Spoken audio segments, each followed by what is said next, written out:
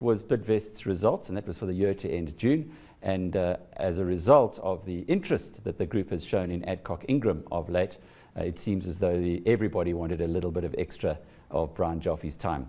Nevertheless, we did get there in time to put this package together for you. Here he is, the CEO of the 153 billion rand a year operation, which he started 25 years ago. Bidvest CEO, Brian Joffe. About 35% of our earnings are foreign, from foreign subsidiaries, which is pretty much in line with the prior years. About 3% difference in the currencies.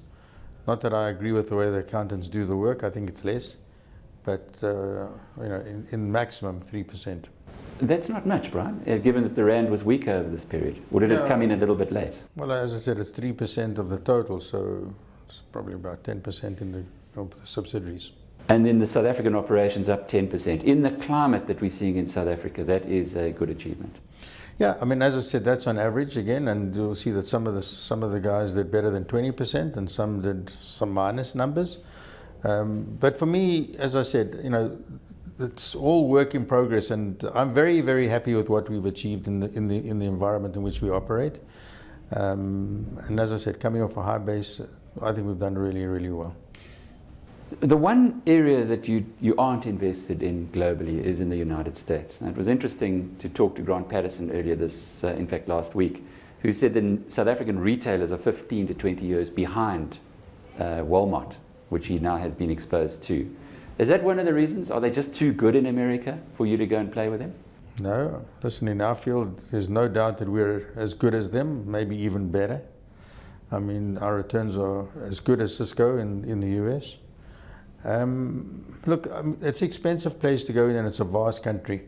And unless you can make a sizable acquisition to start off with, it's very difficult to build, especially in our field. I mean, we haven't got any new technologies as such. I mean, we're a basic provider of services and food products, by and large. So, yeah, it's just one of those spaces that have eluded us. But we'll get there one day. We've got some plans. Now, I ask this because another South African, Natie Kirsch, has done very well in your line of business in the US. And the question must be, perhaps because you're both South Africans, would you ever talk one day?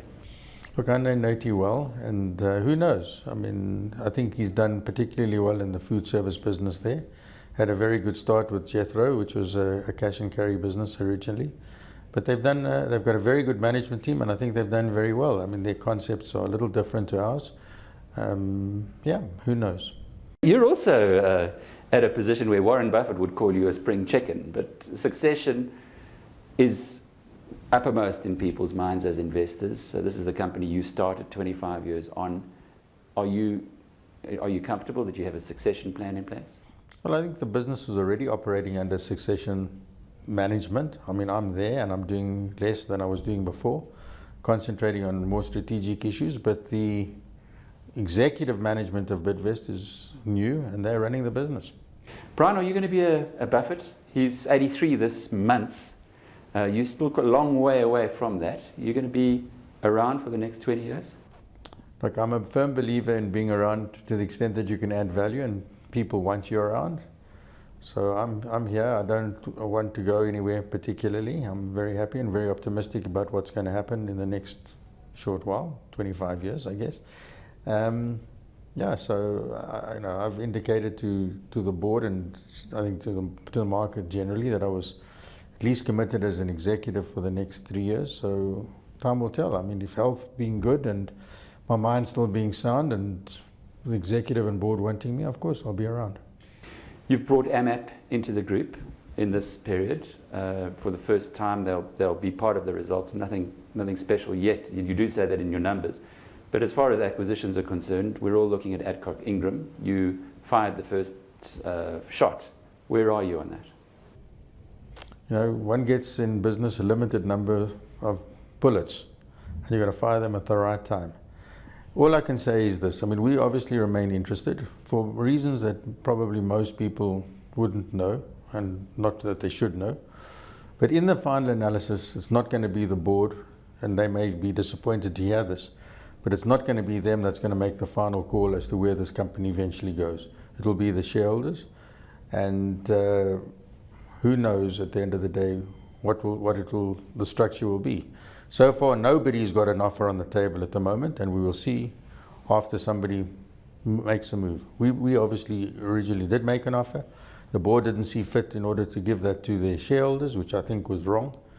And we will now have to see how the game develops. But you've never gone hostile before. Well, I actually don't understand why it went hostile, because all that we really wanted to do was to give the shareholders an opportunity to vote.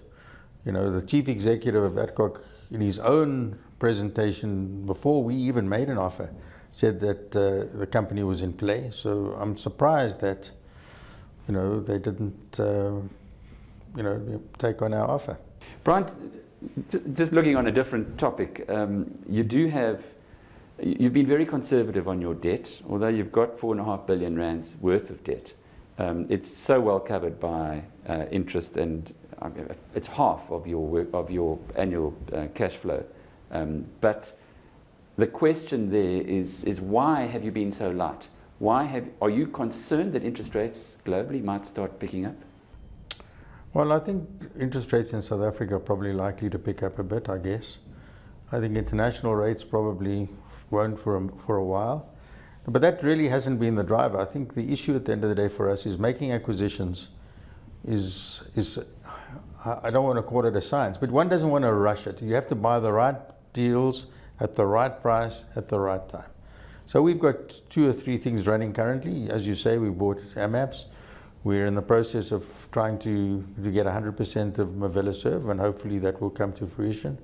We've got looking at some other stuff. Who knows what will happen with Adcock. But at the end of the day, the money's there for the right kind of deals. And if we can't get to a point that we are clever enough to make these deals, we'll obviously have to look at some other strategies to reimburse the shareholders, potentially with some of the wealth that we've created over these years. But the low debt, is that a function then of not being able to find the right acquisition rather than concern that interest rates might start rising? Yeah, I think, whilst I think you mentioned that we are probably half, I mean, our capacity to borrow is probably 4 times what we've currently got. So, yeah, I think it's more driven by our inability, I guess, at this point in time to spend it wisely. And here at home, with a 10% improvement in your South African operations in the last year, really helped along there by your automotive side that did particularly well. How are you seeing the next 12 months?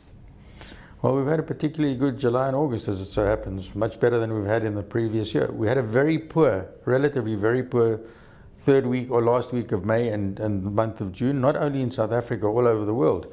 We were tracking much higher growth rates up until then. And I think for whatever reason, there was a blip. I think in Europe, we had a very late start to the summer, which impacted. South Africa, maybe some of the background in strikes and negative perceptions in South Africa may have impacted June. But, it was only 1 and a bit months in the whole year. So if those months had come good, I think our growth rates would have been significantly more than, well, I don't want to say significantly, much more than the 15.5% that we grew.